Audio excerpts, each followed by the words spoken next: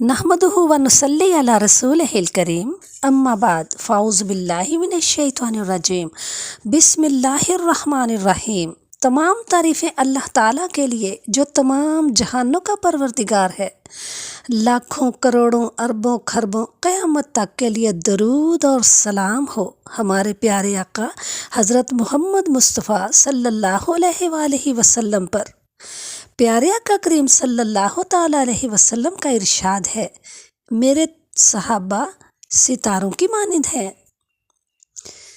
फ़तह मक्का 8 हिजरी के बाद सरवर आलम सल्लल्लाहु अलैहि वसल्लम हुनैन के लिए रवाना हुए तो आपने हज़रत मास बिन जबल को मक्के का आमिल बनाया। वो अहले मक्का को दीनी मसाइल सिखाते और कुरान की तालीम देते थे। हुनैन और ताइफ से फारिग होकर हजूर सल्लल्लाहु अलैहि वसल्लम मदीना मुनव्वरा तशरीफ़ ले गए तो आपसे हज़रत मास को अपने पास बुला लिया और उनकी जगह हज़रत अत्ताब रहमतुल्लाह अलैह बिन उसैद को मक्के की अमारत पर मामूर फरमाया। ग़ज़वा तबूक अहद रिसालत का आखिरी ग़ज़वा था जिसमें सरकार दो आलम सल्लल्लाहु अलैहि वसल्लम 3000 जान निसारों की मय्यत में 300 मील का पुरसऊबत सफ़र तय करके तबूक तशरीफ़ ले गए। बनु सलमा के एक अहम रुकन हज़रत काब बिन मालिक अंसारी रज़ी अल्लाह तआला अन्हो जो हज़रत मास बिन जबल के जद्दी थे, महज तसाहिल की बिना पर हजूर की हमरकाबी का शर्फ हासिल नहीं कर सके थे। तबूक पहुंचकर हजूर सल्लल्लाहु अलैहि वसल्लम ने उनके मुतालिक दरियाफ्त किया तो बनु सलमा के एक साहिब ने अर्ज़ किया, या रसूल अल्लाह, उनको अपने मालो जमाल की अकड़ ने रोका है। हज़रत मास बिन जबल भी करीब ही मौजूद थे। उन्होंने जब ये बात सुनी तो अर्ज़ की, या रसूल अल्लाह, मेरे माँ बाप आप पर कुर्बान हो जाएं।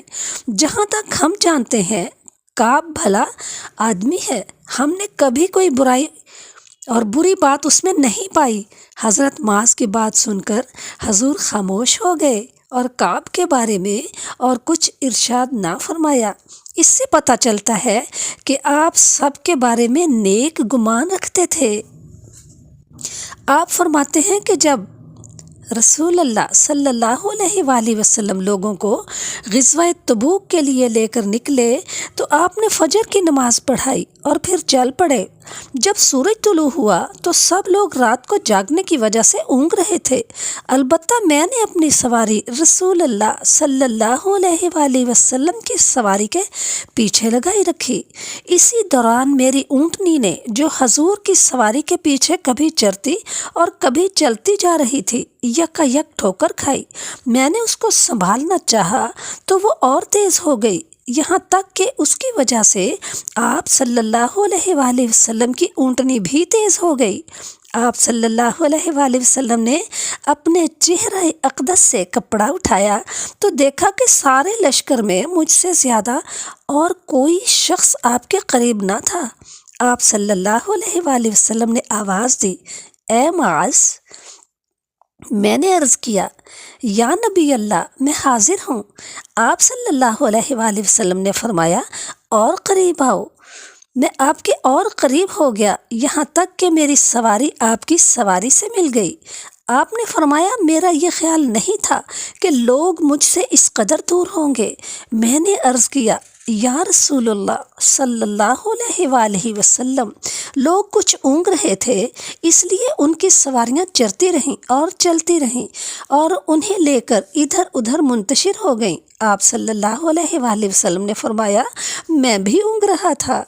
मैंने जब देखा कि आप सल्लल्लाहु अलैहि वसल्लम मुझसे खुश हैं और मौका भी है तो अर्ज़ किया, या रसूल अल्लाह सल्लल्लाहु अलैहि वसल्लम, अगर इजाज़त हो तो एक बात पूछूं, जिसने मुझे गम में मुब्तला कर रखा है। आप सल्लल्लाहु अलैहि वसल्लम ने फरमाया, जो चाहते हो पूछो।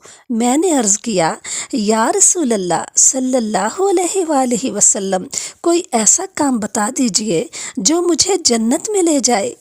आप सल्लल्लाहु अलैहि वसल्लम ने फरमाया, तुमने बड़ी अच्छी बात पूछी। इस फ़िक्रे को आपने 3 बार दोहराया اور پھر فرمایا ہاں جس کے لیے اللہ تعالیٰ بھلائی کا ارادہ کرے اس کے لیے کچھ اتنی مشکل بھی نہیں۔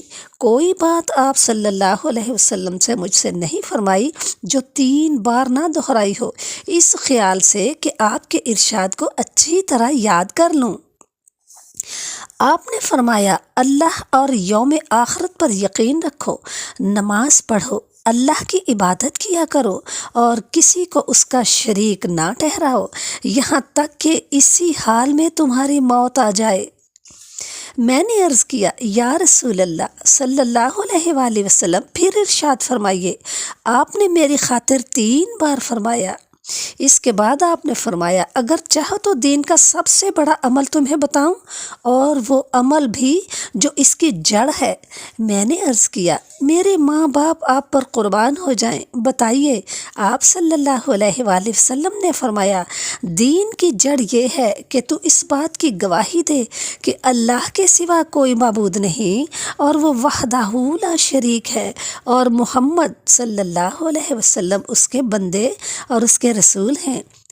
اور جس عمل سے دین کی بندش مضبوط رہتی ہے وہ نماز پڑھنا اور زکوٰۃ دینا ہے، اور اعمال دین میں سب سے افضل عمل جہاد فی سبیل اللہ ہے۔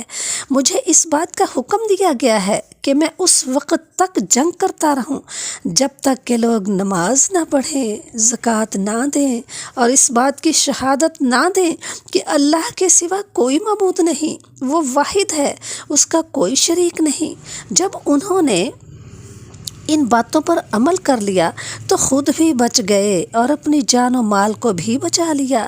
اس ذات کی قسم جس کے قبضے میں محمد کی جان ہے، کوئی چہرہ عمل کرتے کرتے متغیر نہیں ہوا اور کوئی قدم سفر کرتے کرتے غبار آلود نہیں ہوا کسی ایسے عمل میں جس کا مقصد درجات جنت ہو۔